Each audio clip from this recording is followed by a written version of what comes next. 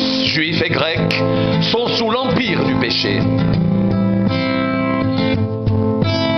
Selon qu'il est écrit, il n'y a point de juste, pas même un seul. Nul n'est intelligent, nul ne cherche Dieu. Tous sont égarés, tous sont pervertis. Il n'en est aucun qui fasse le bien, pas même un seul. Leur gosier est un sépulcre ouvert. Ils se servent de leur langue pour tromper. Ils ont sur leurs lèvres un venin d'aspic. Leur bouche est pleine de malédiction et d'amertume. Ils ont les pieds légers pour répandre le sang. La destruction et le malheur sont sur leur route. Ils ne connaissent pas le chemin de la paix. La crainte de Dieu n'est pas devant leurs yeux. Or nous savons que tout ce que dit la loi, elle le dit à ceux qui sont sous la loi, afin que toute bouche soit fermée et que tout le monde soit reconnu coupable devant Dieu, car personne ne sera justifié devant lui par les œuvres de la loi, puisque c'est par la loi que vient la connaissance du péché.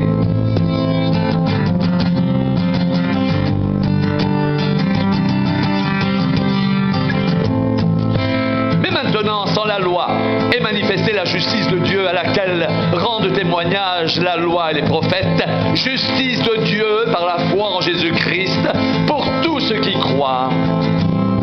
Il n'y a point de distinction, car tous ont péché et sont privés de la gloire de Dieu, et ils sont gratuitement justifiés par sa grâce, par le moyen de la rédemption qui est en Jésus-Christ.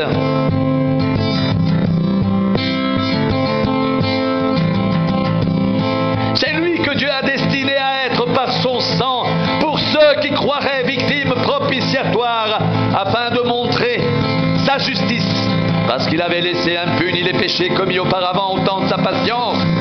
Il montre ainsi sa justice dans le temps présent, de manière à être juste, tout en justifiant celui qui a la foi en Jésus.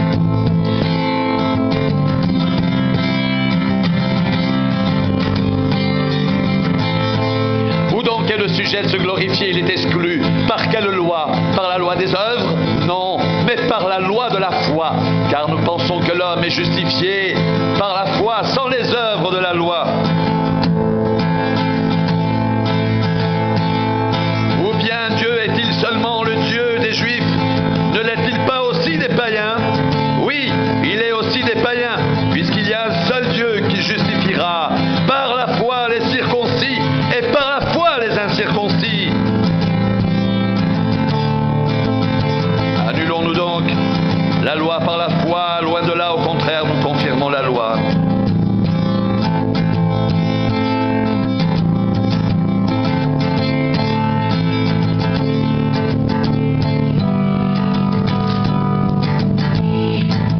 Que dirons-nous donc qu'Abraham, notre père selon la chair, a obtenu?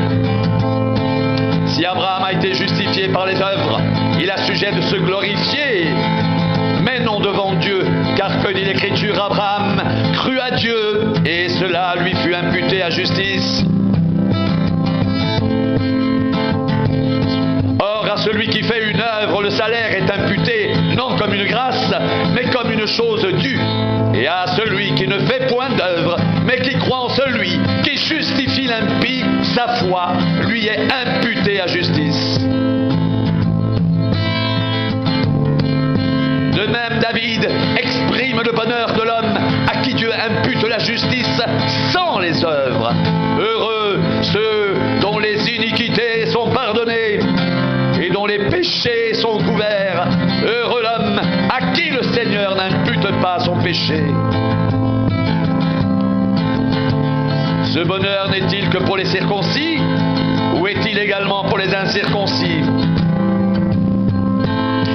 Car nous disons que la foi fut imputée à justice à Abraham. Quand donc lui fut-elle imputée? Était-ce après ou avant sa circoncision?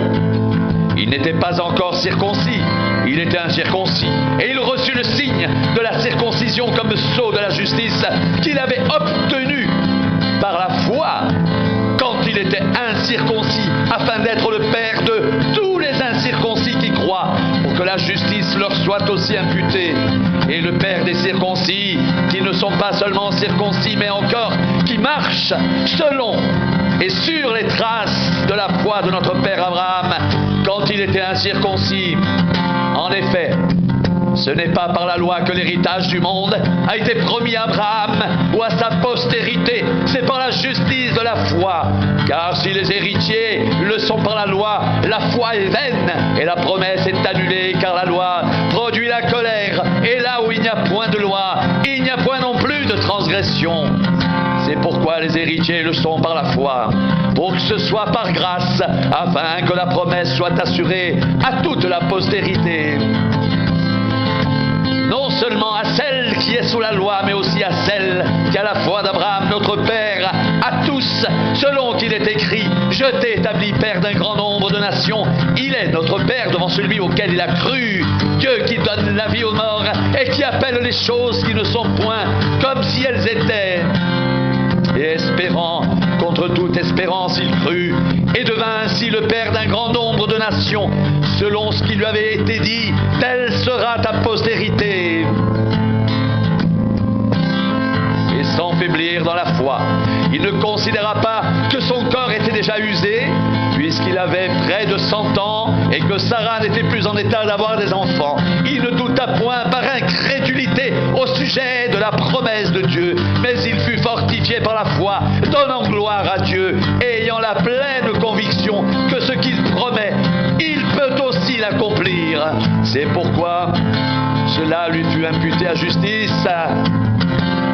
Mais ce n'est pas à cause de lui seul qu'il est écrit que cela lui fut imputé. C'est encore à cause de nous. À qui cela sera imputé? À nous qui croyons en celui qui a ressuscité des morts, Jésus notre Seigneur, qui a été livré pour nos offenses et qui est ressuscité pour notre justification.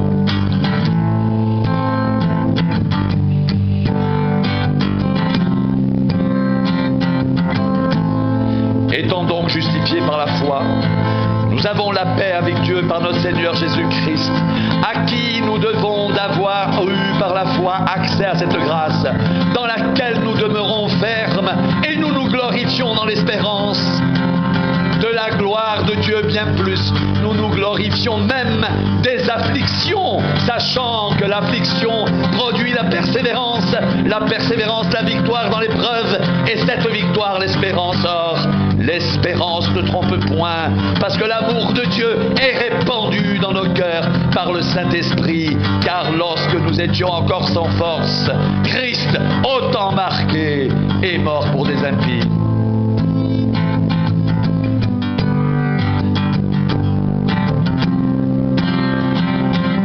À peine mourrait-on pour un juste.